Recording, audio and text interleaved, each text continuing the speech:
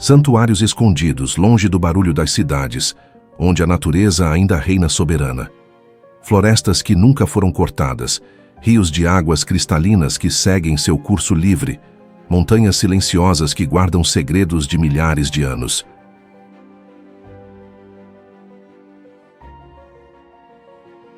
Prepare-se para conhecer os refúgios mais puros do nosso planeta e talvez também para repensar o valor da simplicidade e da conexão com a Terra. Cordilheira Eystrahorn. No extremo leste da Islândia, ergue-se uma cadeia montanhosa de beleza crua e quase mítica, a Cordilheira Eystrahorn. Formada há milhões de anos, quando a crosta terrestre se contorcia sob o ímpeto do fogo interior, Eystrahorn é um testemunho esculpido pela força do tempo.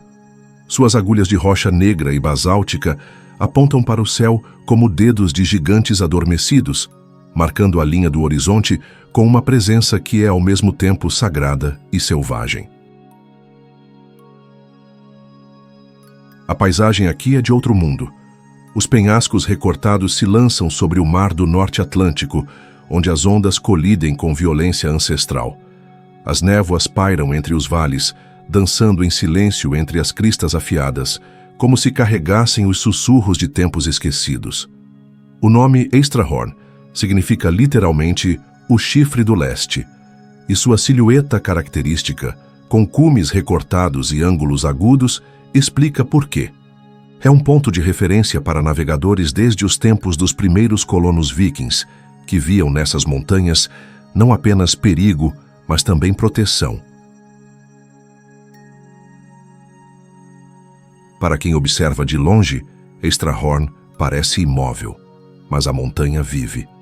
O gelo que se acumula em suas fissuras no inverno derrete lentamente na primavera, fazendo com que fragmentos de rocha se soltem, caindo pelos flancos com um estrondo seco e final. É um ciclo de destruição e renascimento que nunca termina. A vegetação é escassa, mas resistente.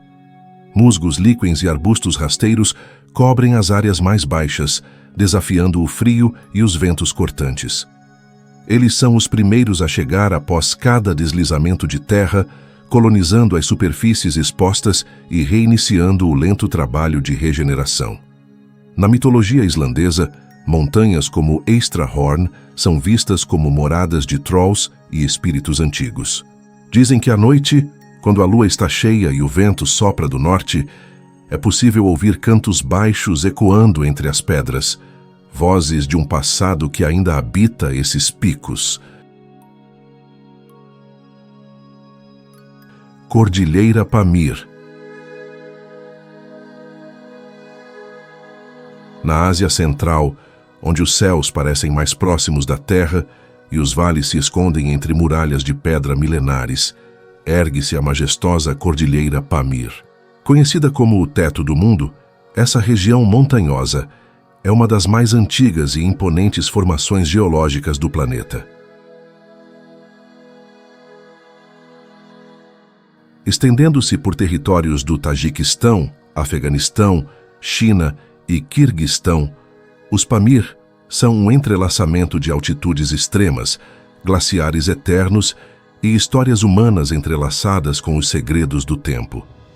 Aqui, as montanhas não apenas dominam a paisagem, elas definem a existência. A Cordilheira Pamir é um nó tectônico, um ponto de encontro entre placas continentais que há dezenas de milhões de anos colidiram com força suficiente para dobrar a crosta terrestre e levantá-la em picos colossais. É aqui que se encontram algumas das montanhas mais altas fora do Himalaia, como o Pico Ismoil Somoni, que alcança impressionantes 7.495 metros. Este é um território de extremos. Os verões são curtos e secos, os invernos longos e cruéis. A neve pode cobrir as aldeias por meses, isolando comunidades inteiras e impondo um ritmo de vida que desafia a modernidade. A sobrevivência nos Pamir é uma arte antiga, moldada por gerações que aprenderam a escutar o silêncio das montanhas. Mas apesar do isolamento, os Pamir sempre estiveram conectados ao mundo. A antiga Rota da Seda cruzava por aqui, levando mercadores, peregrinos e exércitos através de seus passos elevados. Cada pedra, cada caverna, cada ruína carrega vestígios de línguas perdidas, religiões esquecidas e impérios extintos. Geologicamente, os Pamir são um arquivo profundo da história da Terra. Suas camadas revelam eras em que o oceano cobria partes da Ásia Central. Fósseis de organismos marinhos, incrustados em rochas a milhares de metros de altitude, são lembranças silenciosas de um passado pré-histórico quase inimaginável. E não são apenas as rochas que contam histórias. Os glaciares que descem pelas encostas alimentam os grandes rios da Ásia Central, como o Amu-Darya. Esses rios, por sua vez, são veias de vida em uma região árida, sustentando ecossistemas frágeis e comunidades humanas ao longo de milhares de anos. Montanhas de Altai. Nas profundezas da Ásia Central, onde as fronteiras da Rússia, da China, da Mongólia e do Cazaquistão se entrelaçam em um emaranhado geopolítico de montanhas e estepes, ergue-se uma cordilheira ancestral, as Montanhas de Altai. Altai, em mongol, significa Montanha de Ouro. Um nome que não apenas evoca a riqueza mineral da região, mas também sua importância mística e cultural. Os povos nômades que cruzaram essas terras ao longo dos séculos consideram Altai o berço do mundo, o ponto de origem das civilizações turcomanas e mongóis. Para eles, não é apenas uma cordilheira, é um santuário, um lugar sagrado, onde o céu encontra a terra.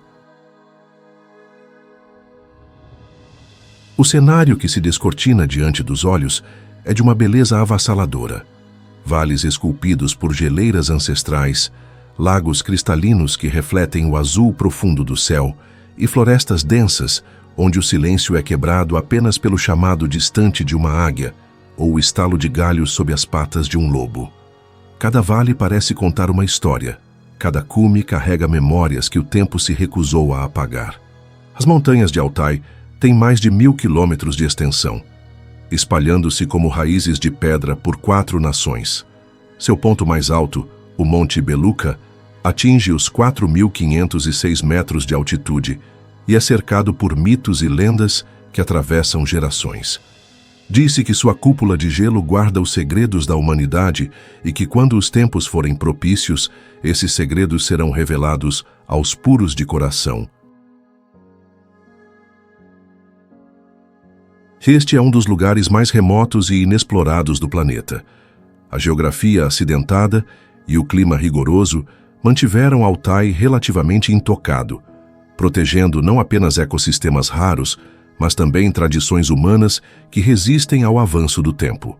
Povos indígenas como os altaios, os tuvinos e os cazaques preservam uma relação íntima com a terra, vivendo de forma sustentável, guiados pelos ritmos da natureza e pelos ensinamentos dos seus ancestrais.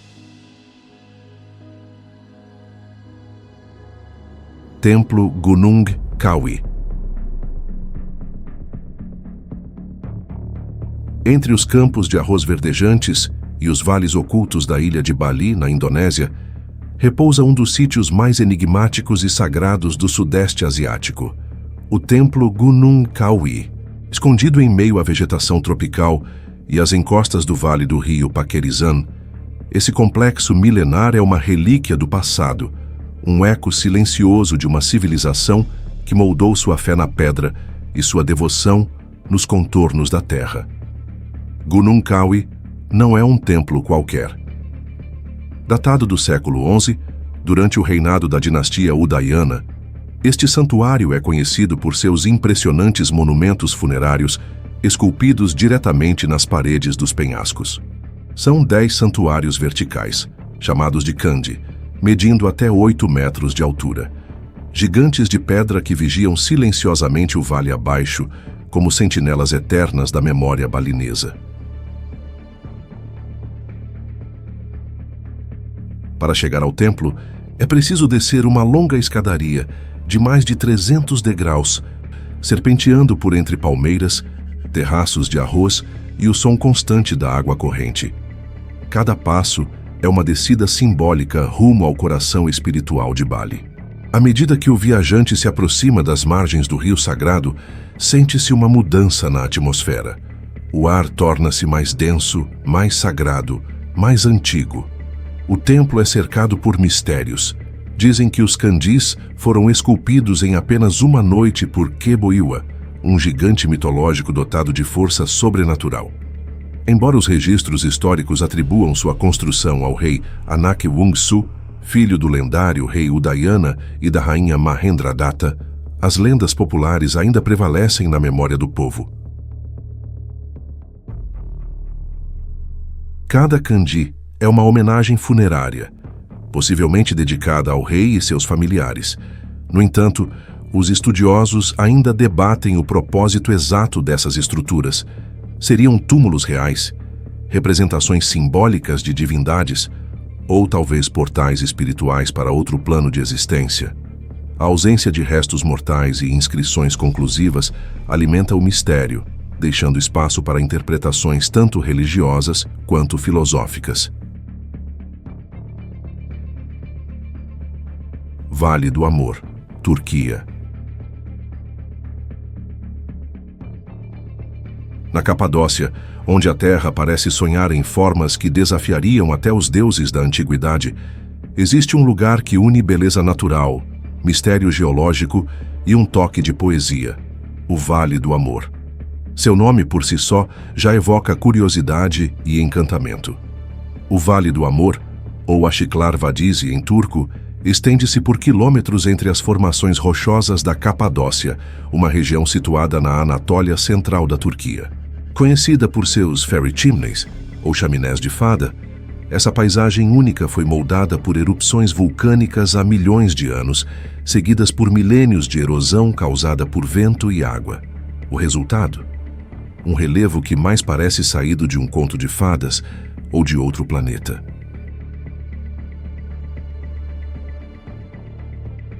As formações que batizaram o vale têm contornos fálicos inconfundíveis, que inspiraram tanto risos quanto reverência.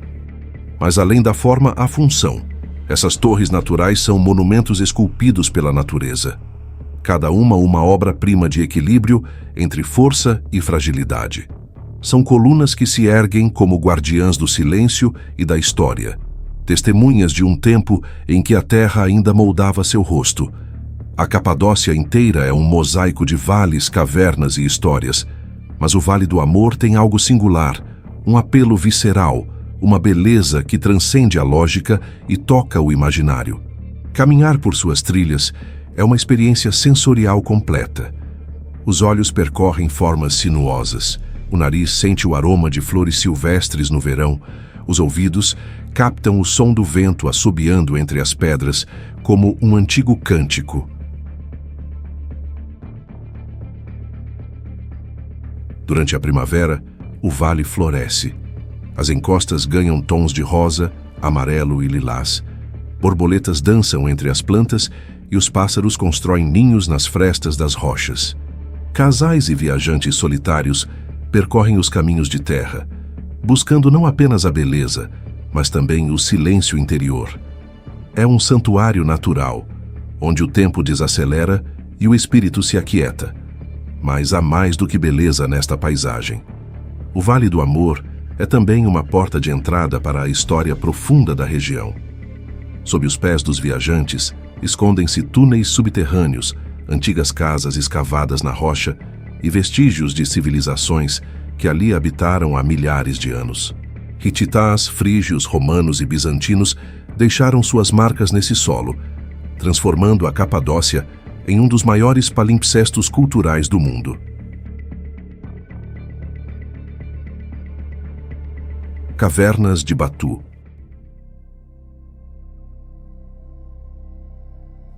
Um lugar onde geologia milenar se entrelaça com fé, mitologia e tradição viva, criando um cenário que desafia a realidade e transporta seus visitantes para uma outra dimensão do tempo e da existência. Com mais de 400 milhões de anos, Essas cavernas nasceram da lenta e paciente escultura da água sobre a rocha calcária. O que antes eram simples fissuras e erosões transformou-se, ao longo de incontáveis milênios, em salões colossais de pedra, abismos ocultos e passagens secretas. Mas a grandiosidade natural das cavernas de Batu não se limita à sua formação geológica. Elas também abrigam um dos templos hindus mais importantes fora da Índia, dedicado ao deus Murugan, símbolo da virtude, da juventude e da guerra justa. A entrada principal para esse universo subterrâneo é marcada por uma imagem imponente, uma estátua dourada de 42 metros de altura, representando o próprio Senhor Murugan. Erguida em 2006, ela é a maior do mundo dedicada a essa divindade e parece guardar o caminho que leva às profundezas da fé e do mistério. Aos seus pés, uma escadaria com 272 degraus desafia o corpo e o espírito dos que se aventuram a subir. Cada degrau é uma etapa de purificação, uma preparação para o encontro com o sagrado. Conforme se avança pela escadaria, o ar se transforma. O calor úmido da floresta tropical dá lugar a uma brisa fresca e sombria, vinda do interior da montanha. Macacos observam os visitantes com curiosidade e astúcia, como guardiões travessos que testam a determinação dos peregrinos. E ao final da subida, uma abertura na rocha revela a majestade da caverna principal, a Temple Cave. A Temple Cave, ou Caverna do Templo, é o coração pulsante do complexo. Com um teto que se ergue a mais de 100 metros de altura, ela abriga vários santuários e altares dedicados ao panteão hindu, todos voltados ao culto de Murugan. Aqui, os sons do mundo exterior se dissipam. O eco das preces e cantos reverbera pelas paredes, como se as próprias pedras rezassem em uníssono com os fiéis. O chão, úmido e sagrado, carrega as marcas de incontáveis passos de devoção.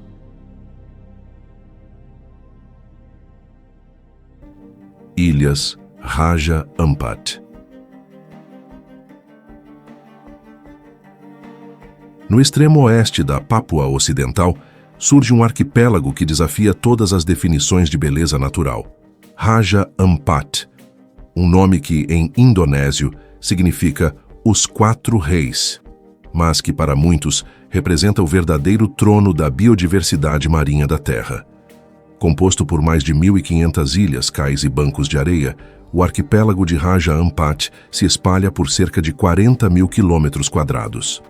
É uma tapeçaria viva de formas, cores e sons que parecem não pertencer ao mundo real. Aqui, a natureza opera em sua frequência mais elevada, criando um ecossistema de complexidade quase inimaginável.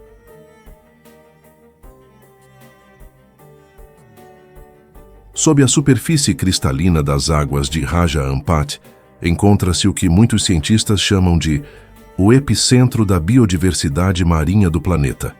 Estima-se que 75% de todas as espécies conhecidas de corais habitam essas águas. São mais de 500 tipos diferentes, formando jardins submersos que brilham em tons de azul, rosa, roxo e dourado, como se fossem obras de arte vivas, em constante mutação. Junto aos corais, mais de 1.500 espécies de peixes nadam em harmonia e caos controlado. Tubarões, cavalos marinhos pigmeus, raias-manta com mais de 7 metros de envergadura, tartarugas centenárias e cardumes que se movem como organismos únicos, formando espirais, redemoinhos e nuvens pulsantes. Cada mergulho nas águas de Raja Ampat é um reencontro com o planeta em sua forma mais pura e essencial. Mas Raja Ampat não é apenas um paraíso subaquático. Acima do mar, as ilhas revelam uma outra dimensão de beleza e diversidade. Falésias cobertas de vegetação densa se erguem em meio a enseadas azul turquesa. Pássaros do paraíso dançam em rituais de acasalamento que inspiraram lendas e encantaram naturalistas por séculos. Papagaios coloridos, cuscuz e uma infinidade de insetos endêmicos transformam a floresta em um concerto de sons tropicais. Essas ilhas são antigas. Formadas há milhões de anos, elas permaneceram isoladas por longos períodos, permitindo que a evolução seguisse seus próprios caminhos.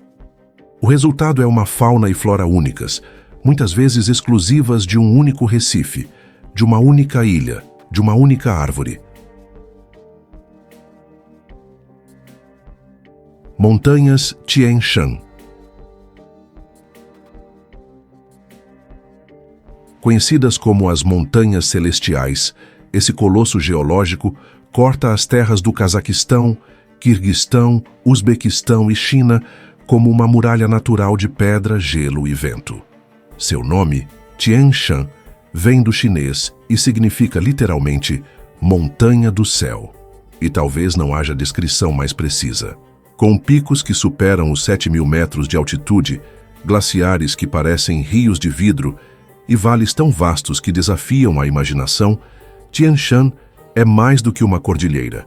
É uma presença viva, quase divina, que molda paisagens, climas, culturas e destinos. Formadas há dezenas de milhões de anos durante o processo de colisão entre as placas tectônicas da Índia e da Eurásia, as montanhas Tian Shan são primas geológicas do Himalaia. Mas ao contrário da fama de suas irmãs do sul, elas permanecem envoltas em relativo mistério. Um segredo colossal, escondido em plena vista. No coração do Tian Shan está o Monte Jengish Shokusu, também conhecido como Pico da Vitória, com 7.439 metros de altura. Ele é o ponto mais alto do Quirguistão e o segundo mais alto da cadeia Tian Shan. Em sua base, o tempo assume um ritmo diferente. A pressão do ar é baixa, o silêncio é absoluto e o frio é implacável. Ali tudo parece suspenso entre o céu e a terra, como se os próprios deuses ainda vagassem por entre as cristas geladas. O que torna o Tian Shan verdadeiramente único, no entanto, não é apenas sua altura, é sua diversidade. Em suas encostas se encontram desde desertos áridos até prados alpinos, de estepes douradas a florestas de coníferas. Essa variedade cria habitats para uma infinidade de espécies, muitas delas raras ou ameaçadas. Entre seus habitantes mais ilustres está o leopardo das neves, um predador elusivo e majestoso que se move silenciosamente entre as pedras, quase invisível aos olhos humanos. Há também ursos, ibexes, águias douradas, marmotas e uma flora resistente, adaptada ao frio extremo e à altitude vertiginosa. Ilha Macquarie. Esta ilha subantártica, situada entre a Austrália e a Antártida, é mais do que um pedaço de terra perdido no mar. Ela é um palco geológico em constante transformação, um santuário de biodiversidade e um testemunho silencioso da força da natureza. A Ilha Macquarie pertence à Austrália e está localizada a cerca de 1.500 quilômetros a sudeste da Tasmânia. Com apenas 34 quilômetros de comprimento e 5 quilômetros de largura, sua área total pode parecer modesta. No entanto, o que falta em tamanho sobra em significância ecológica e geológica. Esta ilha é a única no planeta formada inteiramente a partir de rochas da crosta terrestre, elevadas diretamente do fundo do oceano. Uma raridade geológica que lhe confere um valor científico incalculável.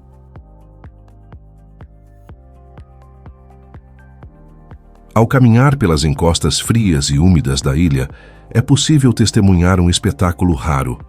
O ponto onde a crosta oceânica e o manto terrestre emergem à superfície. Aqui, as forças tectônicas revelam seus segredos sem precisar escavar quilômetros de profundidade. Essas rochas vindas das profundezas narram histórias que datam de milhões de anos atrás, oferecendo pistas sobre a origem dos continentes e a dinâmica de nosso planeta. Mas a Ilha Macquarie não impressiona apenas os geólogos. Ela também é um paraíso para biólogos e amantes da vida selvagem. Suas praias são povoadas por milhares de elefantes marinhos do sul, que vêm até aqui para acasalar e dar à luz. É comum ver esses gigantes de olhos úmidos e corpos maciços repousando preguiçosamente sob a névoa gelada, indiferentes à presença humana. Ao redor deles, pinguins de várias espécies desfilam em grupos barulhentos. O pinguim real, com sua plumagem amarela vibrante e andar ereto, domina as colônias com impressionante dignidade. Já os pinguins de penacho amarelo, com suas sobrancelhas espetadas e comportamento agressivo, disputam território em meio a gritos estridentes. Cada espécie tem seu papel bem definido nesse ecossistema rigoroso, mas perfeitamente equilibrado. E não são apenas os pinguins que encantam.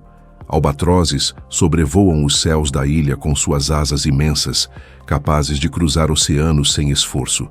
Essas aves, símbolos da liberdade marinha, encontram na ilha Macquarie um porto seguro para a reprodução, longe da maioria dos predadores e da atividade humana intensa.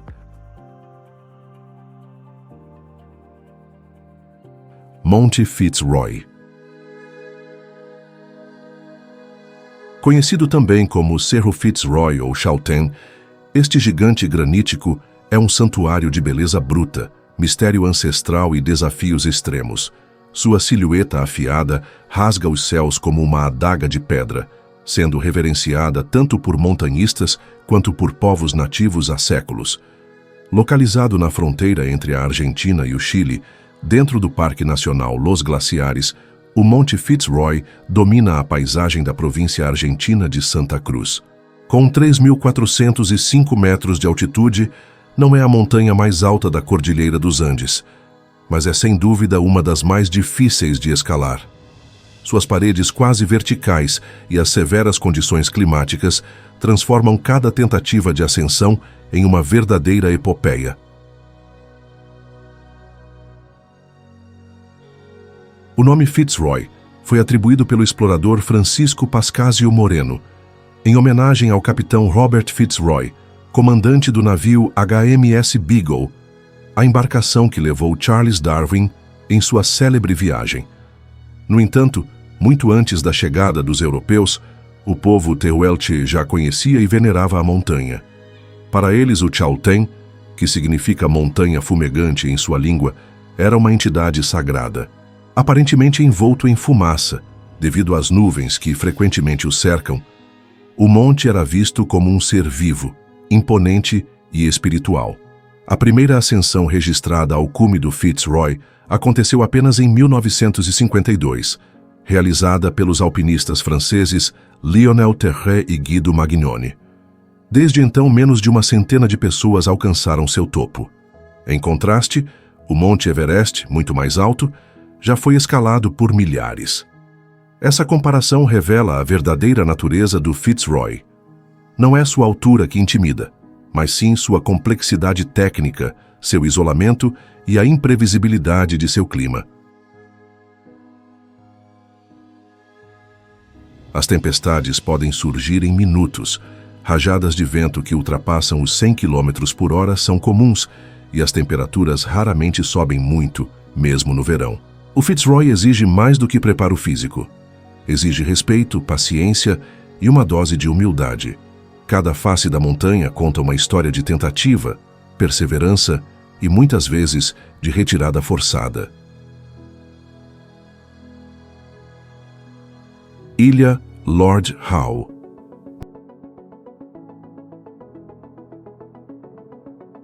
No meio do vasto Oceano Pacífico, a mais de 600 quilômetros da costa leste da Austrália, surge como um fragmento de paraíso intocado a Ilha Lord Howe. Uma joia verde cercada por águas cristalinas, onde o tempo parece ter parado, e a natureza, em sua forma mais pura, dita o ritmo da vida. Esta ilha remota, com sua geografia dramática e biodiversidade única, é um santuário ecológico que sobreviveu às pressões do mundo moderno, graças a uma combinação rara de isolamento, preservação consciente e respeito profundo pelas forças naturais.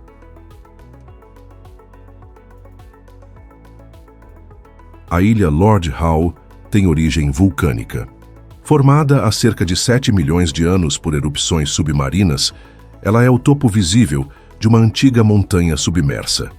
Sua formação geológica confere à ilha paisagens de tirar o fôlego. Picos escarpados como o Monte Gower e o Monte Ladybird se erguem de maneira majestosa sobre florestas tropicais densas e lagunas de águas azul turquesa. O contraste entre os penhascos verticais e as praias de areia branca cria uma estética natural rara, quase cinematográfica.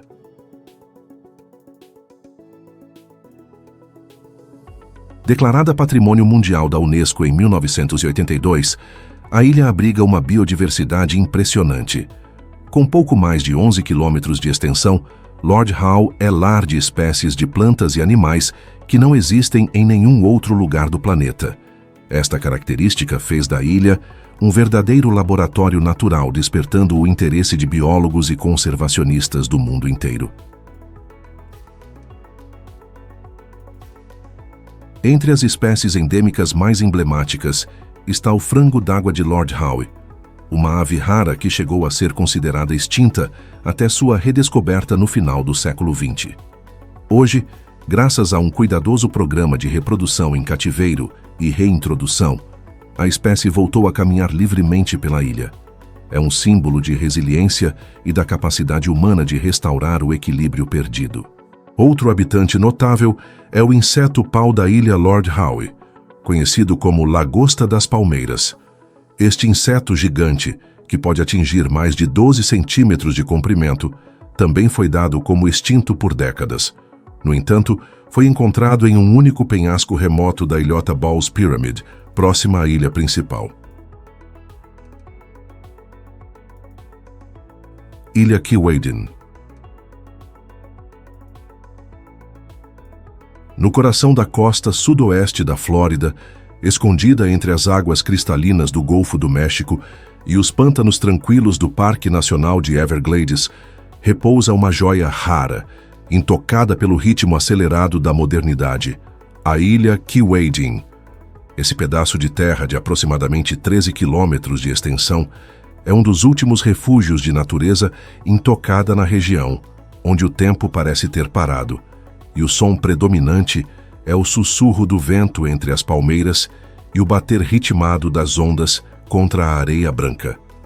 Pouco conhecida até mesmo entre os residentes da Flórida, a ilha Keewaydin é um santuário ecológico, uma cápsula do tempo preservada onde a flora e a fauna nativas prosperam longe do alcance da urbanização desenfreada. Não há estradas, não há carros.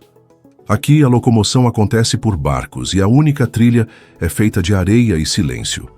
Essa ausência de infraestrutura humana não é um acidente, mas uma escolha deliberada, feita por aqueles que entenderam há muito tempo que certos lugares devem permanecer selvagens. A história da ilha Keewaydin é tão fascinante quanto sua paisagem. Originalmente habitada por povos indígenas, especialmente os Calusa, acredita-se que esses nativos encontraram aqui não apenas sustento, mas também significado espiritual. Séculos mais tarde, nos primórdios do século XX, aventureiros, escritores e naturalistas começaram a se interessar pela ilha, atraídos por seu mistério e isolamento. Foi nesse período que Keewaydin começou a atrair visitantes que buscavam algo diferente. Uma experiência de imersão pura na natureza, longe das convenções da sociedade industrial. Mesmo durante os picos do desenvolvimento urbano de Naples e Marco Island, a ilha Keewaydin resistiu. Quando condomínios de luxo e resorts tomaram conta da costa, Keewaydin manteve sua identidade selvagem. Isso se deve, em parte, a grupos conservacionistas e residentes apaixonados, que por décadas lutaram para manter a ilha livre de exploração comercial. A ilha se tornou um símbolo de resistência ecológica, um lembrete silencioso de que a natureza, quando deixada em paz, floresce em sua plenitude. Monte Denali.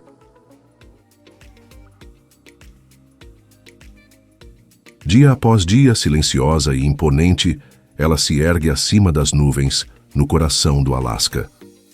Sua presença é tão grandiosa que parece conter o próprio tempo, testemunhando eras de gelo, fogo e mudança. Este é o Monte Denali, o mais alto da América do Norte, um gigante natural que desafia a compreensão humana. Nas profundezas do Alasca, na cordilheira que leva seu nome, Denali se impõe com uma elevação de 6.190 metros acima do nível do mar, sendo a montanha mais alta do continente, um verdadeiro símbolo de poder e isolamento geográfico. Mas sua imponência não está apenas na altitude. Do sopé até o topo, a montanha eleva-se abruptamente do solo, somando cerca de 5.500 metros de base até o cume, uma das maiores elevações verticais inteiramente acima do nível do mar. Ela também é uma das mais proeminentes e isoladas no planeta. Com mais de 7.450 quilômetros de isolamento topográfico, Denali é um marco solitário e dominante no continente, superada em destaque apenas por Everest e Aconcagua. Há séculos o povo Koyukon, que habita a região, reconhece e reverencia essa montanha como Denali, a Alta ou a Grande. Era esse o nome que ecoava nas aldeias e vales longínquos, muito antes de uma cartografia estrangeira tentar rebatizá-la em homenagem a um presidente dos Estados Unidos. Em 1896, um garimpeiro a apelidou de Monte McKinley, em referência ao então candidato presidencial. Esse nome foi oficializado em 1917 pelo governo federal, mantendo-se por quase um século. Só em meados da década de 1970, o Alasca passou a usar o nome original Denali, e em 2015, o governo americano federal finalmente reconheceu a mudança. Contudo, em 2025, um novo decreto reverteu novamente o nome oficial para Mount McKinley, ainda que o Parque Nacional continue se chamando Denali. Huascarán. Na Cordilheira Branca, no norte do Peru, ergue-se uma gigante silenciosa, majestosa e ancestral, o Huascarán. Com 6.768 metros de altitude, é a montanha mais alta do Peru e uma das mais imponentes de toda a América do Sul. O Huascarán é mais do que apenas uma elevação na crosta terrestre. Ele é um ser vivo na cosmovisão indígena, um Apu, um espírito guardião das montanhas.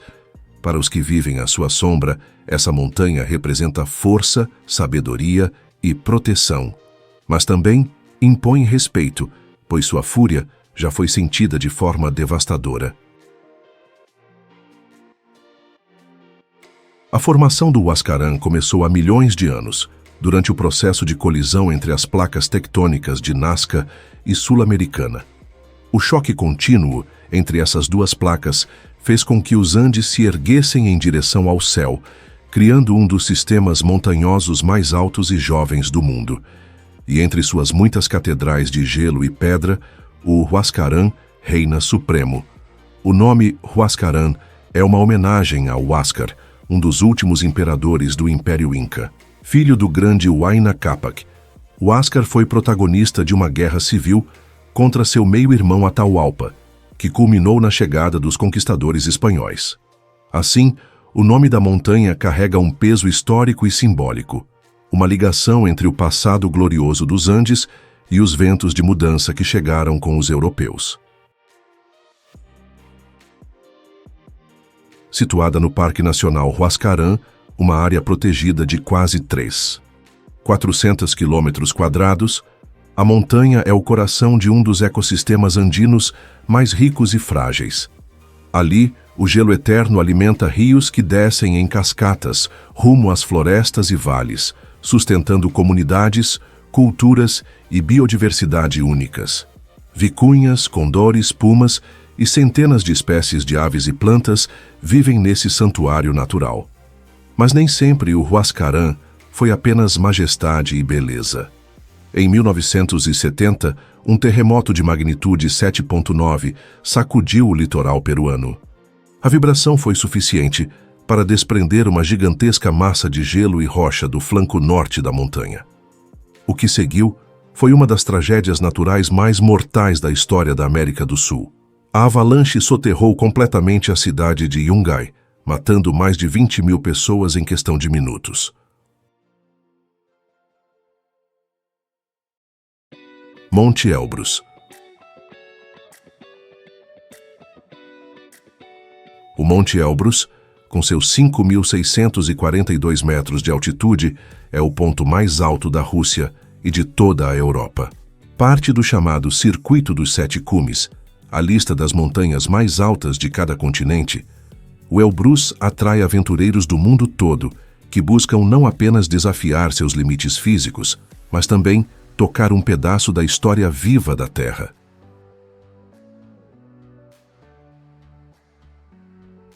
Geologicamente, o Monte Elbrus é um vulcão adormecido, cuja última erupção é estimada em cerca de 2.000 anos atrás. Ainda hoje, pequenas emissões de gases em suas encostas lembram que ele não está completamente inativo. Suas duas cúpulas, o cume oeste mais alto e o cume leste ligeiramente menor, são testemunhos de sua origem vulcânica e da força titânica que moldou a região. O Cáucaso, cadeia montanhosa que se estende entre o Mar Negro e o Mar Cáspio, é uma região marcada por intensa atividade tectônica. O Elbrus surgiu de forma explosiva há milhões de anos, resultado do encontro entre as placas da Eurásia e da Arábia. Sua imponência é resultado desse embate geológico contínuo, que esculpiu não apenas picos, mas vales, rios e um ecossistema único. Para os povos indígenas do Cáucaso, o Elbrus sempre foi mais do que uma simples elevação geográfica. Na mitologia local, ele é considerado uma montanha sagrada, morada de deuses e local de grandes provações. Entre os Carachais, Balcares e outros grupos étnicos da região, há histórias que falam de gigantes aprisionados no gelo, de batalhas cósmicas e de heróis lendários que escalaram suas encostas em busca de sabedoria. Entre essas lendas, destaca-se a de Amiran, o Prometeu caucasiano. Assim como na mitologia grega, ele foi acorrentado a uma montanha por desafiar os deuses e dar o fogo à humanidade. Muitos acreditam que essa montanha era o próprio Elbrus. Seu cume, envolto em nuvens, seria o lugar onde o castigo eterno se desenrolava sob o olhar impassível das estrelas.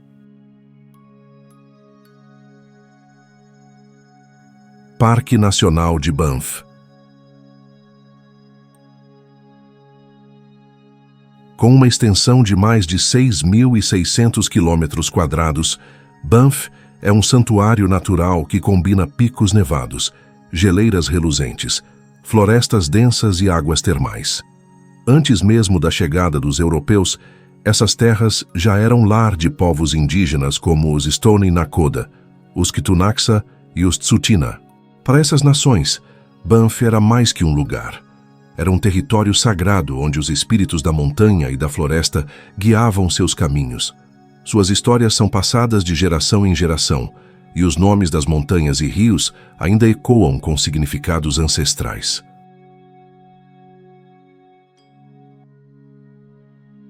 Com a expansão da ferrovia canadense, no final do século XIX, os exploradores chegaram à região e descobriram as fontes termais naturais. A promessa de cura e descanso atraiu visitantes de todo o país e de além-mar. Assim nasceu Banff, inicialmente como um centro turístico ao redor das águas termais. A construção do Banff Springs Hotel, um castelo no coração das montanhas, consolidou a reputação do parque como um destino de classe mundial.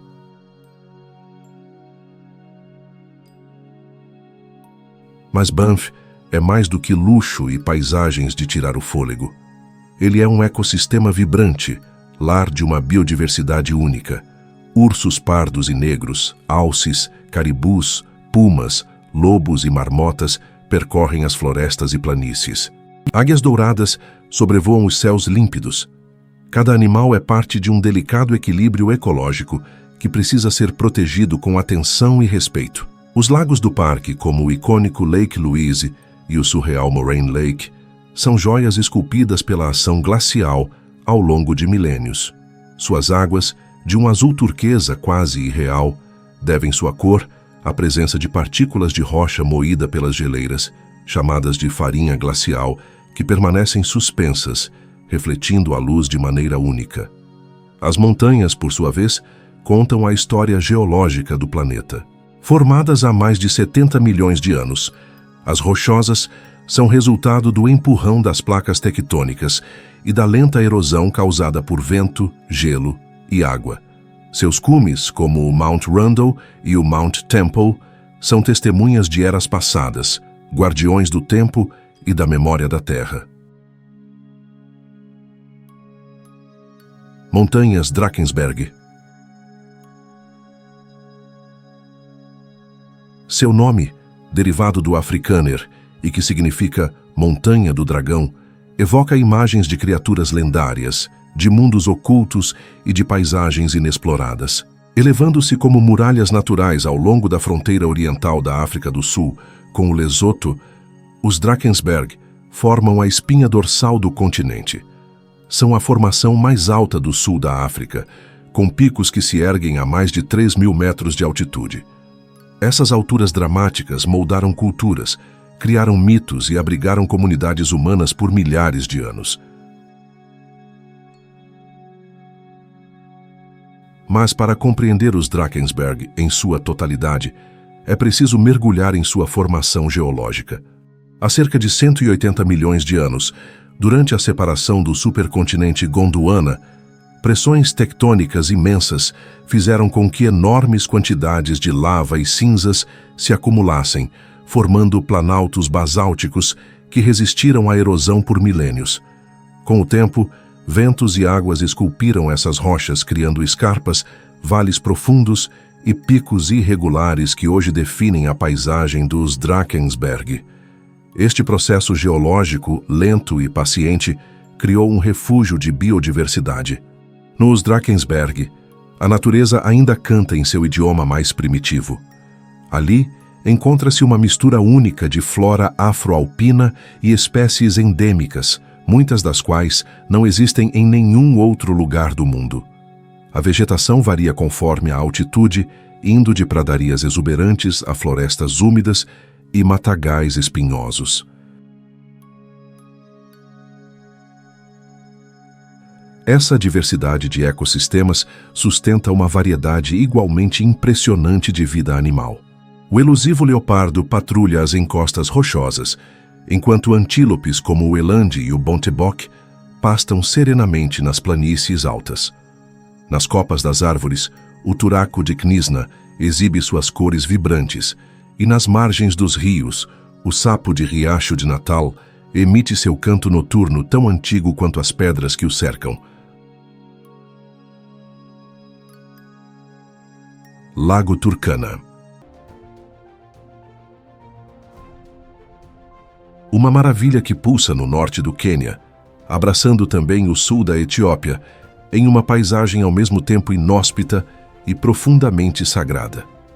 Conhecido antigamente como Lago Rudolf, esse corpo d'água não é apenas um ponto geográfico no mapa. É um relicário da história da humanidade, um berço de civilizações, um testemunho vivo da evolução, tanto biológica quanto cultural. O Turkana é, ao mesmo tempo, espelho do passado e aviso do futuro.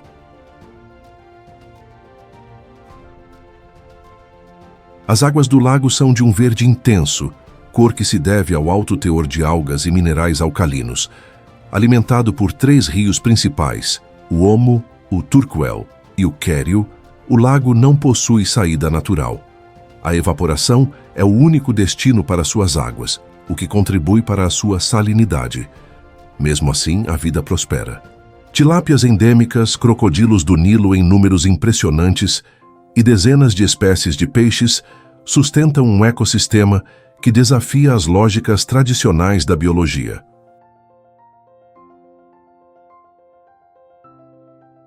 A margem do lago é uma transição viva entre o árido e o fértil. Árvores resistentes, como as acácias, se misturam a arbustos espinhosos e gramíneas ralas. Em meio a esse cenário, tribos nômades moldaram suas existências com sabedoria ancestral. Povos como os Turkana, os Dassanek, os El Molo e os Rendile vivem em harmonia com as condições severas, extraindo da natureza tudo o que ela pode oferecer, mas também respeitando seus limites. A pesca é a base da subsistência para muitos desses grupos. As águas do Turkana oferecem peixe em abundância e suas margens revelam embarcações simples, feitas de troncos escavados ou de peles esticadas sobre estruturas leves. Cada jornada de pesca é também uma viagem por tradições orais, mitos locais e rezas silenciosas. O lago não é apenas recurso, é entidade viva que inspira respeito, temor e gratidão.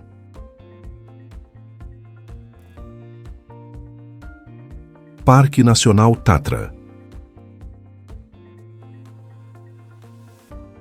Em uma das regiões mais fascinantes da Europa Central, onde o vento acaricia os picos nevados e o tempo parece ter parado diante da grandiosidade natural, ergue-se o Parque Nacional Tatra, um santuário de pedra, gelo, floresta e silêncio.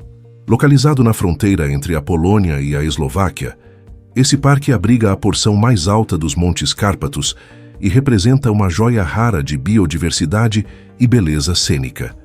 Criado em 1954, o Parque Nacional Tatra Polonês, ou Tatrzański Park Narodowy, cobre uma área de mais de 200 km², contígua ao seu equivalente eslovaco, o Tatranski Narodny Park.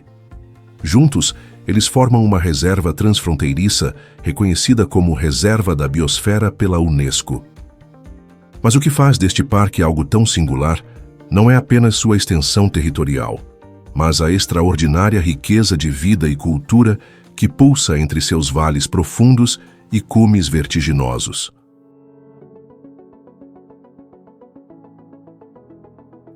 As montanhas Tatra são o teto natural da Polônia e da Eslováquia. O pico mais alto, o Gerlachowski Szczyt, atinge 2.655 metros de altitude, enquanto o Rizy, com seus 2.499 metros, é o ponto culminante do lado polonês. Esses gigantes de granito e calcário foram esculpidos por forças geológicas há milhões de anos e depois refinados pelos glaciares da Era do Gelo. O resultado é uma paisagem dramática, repleta de picos irregulares, desfiladeiros profundos e lagos glaciais de águas cristalinas, como o icônico Morskie Oko, o olho do mar. Cada estação do ano transforma o Parque Nacional Tatra em um mundo diferente. No verão, os vales florescem com cores vivas, trilhas se abrem para exploradores e as encostas vibram com a vida de marmotas, camurças e aves de rapina. No inverno, o parque se cobre com um manto branco, tornando-se um paraíso gelado para esquiadores, mas também um teste de resistência para a fauna local. Ilhas Pitcairn.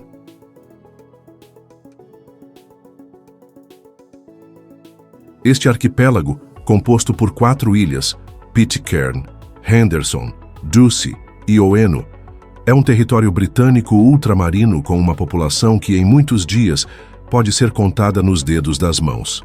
A única ilha habitada, Pitcairn, é o lar de menos de 50 pessoas, a maioria descendente de um motim lendário. A história das ilhas Pitcairn é inseparável do episódio mais famoso da Marinha Britânica, o motim do HMS Bounty.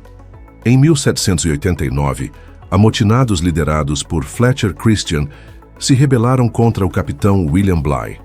Fugindo da justiça, Christian e seus companheiros buscaram um refúgio onde nunca seriam encontrados. Após meses de navegação clandestina, encontraram Pitcairn. Isolada, não mapeada corretamente nos registros navais e, acima de tudo, desabitada.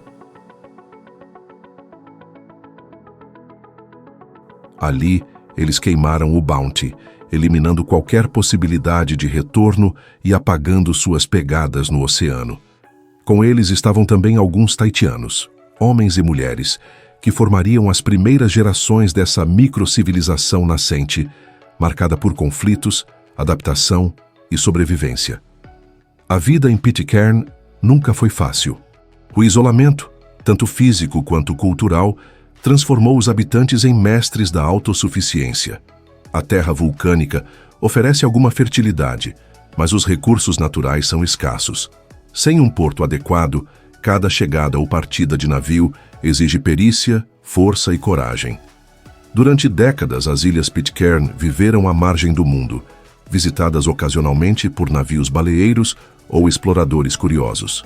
Foi só no século XIX que a presença britânica se formalizou, embora o contato com o mundo exterior ainda fosse raro e limitado. Hoje, a ilha de Pitcairn é quase um relicário do passado. As casas de madeira, a igreja adventista, o sino trazido do Bounty, tudo evoca uma narrativa de resistência e herança. O idioma falado é um crioulo anglo-tahitiano, conhecido como Pitcairn, um lembrete linguístico das origens múltiplas de seus fundadores. Os poucos habitantes mantêm tradições, fabricam artesanatos, produzem mel famoso por sua pureza e operam uma pequena infraestrutura turística que recebe raros visitantes aventureiros. O governo é administrado localmente por um conselho, embora o Reino Unido mantenha a autoridade final. Monte Wilhelm. Com seus 4.509 metros de altitude, ele é o ponto mais alto de uma terra marcada pela diversidade, pelo mistério e pela força ancestral da natureza. O Monte Wilhelm não é apenas uma elevação geográfica. Ele é um marco espiritual, um símbolo de identidade e um desafio físico para quem ousa escalar suas encostas cobertas de névoa. Este colosso faz parte da Cordilheira Bismarck, uma cadeia de montanhas que serpenteia pelo centro do país como a espinha dorsal de um mundo ainda selvagem. A jornada até o cume do Wilhelm começa muito antes da caminhada. Começa no encontro com as comunidades locais, povos que carregam histórias milenares, que vivem em harmonia com o ritmo da floresta e que veem a montanha não apenas como uma formação rochosa, mas como um ser vivo, um espírito guardião. Para os povos indígenas da região, como os Cumã e os Simbu, o Monte Wilhelm é sagrado. Eles acreditam que os espíritos ancestrais habitam suas alturas e que cada passo dado em direção ao topo deve ser feito com respeito e humildade. É uma visão que transforma a escalada em um ritual, em um diálogo entre o humano e o divino. A trilha mais popular até o cume parte do Lago Piundi, a cerca de 3.500 metros de altitude. O cenário muda à medida que se sobe. Florestas tropicais densas dão lugar a campos alpinos e, por fim, a rochas áridas. A biodiversidade encontrada nas encostas do Wilhelm é impressionante. Orquídeas raras, aves endêmicas, marsupiais noturnos e insetos ainda não catalogados pela ciência. O clima é imprevisível. O calor úmido pode dar lugar a neblina densa, chuvas torrenciais ou ventos cortantes em questão de minutos.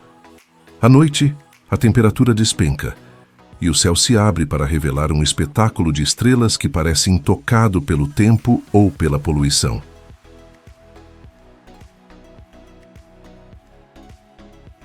Torres del Paine.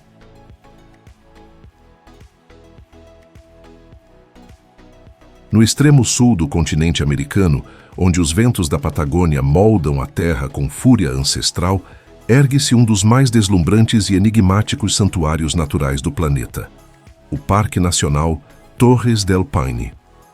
Um lugar onde a terra toca o céu com agulhas de pedra, onde lagos de azul impossível refletem picos nevados e onde a natureza dita suas próprias leis com majestade e indiferença. Localizado na região de Magalhães, no Chile, Torres del Paine é mais do que um parque. É um monumento ao tempo geológico, à força dos glaciares, ao silêncio imenso das montanhas.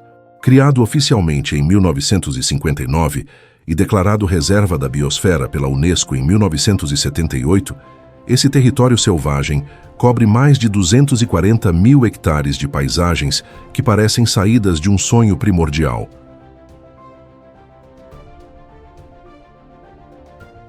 O nome do parque tem origens nas línguas indígenas da região. Pain, em língua terruelche, significa azul.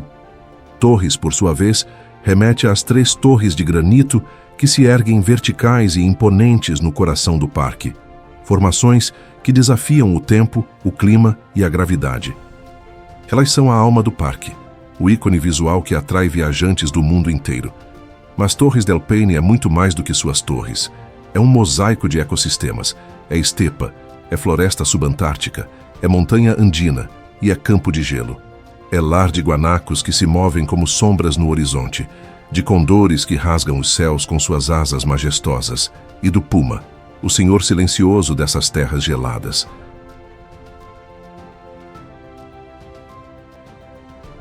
As trilhas do parque são lendárias.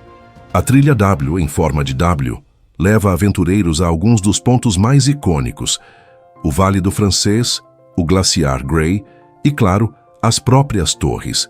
Já a trilha O, mais extensa e desafiadora, contorna todo o maciço Paine, revelando paisagens que poucos têm o privilégio de testemunhar.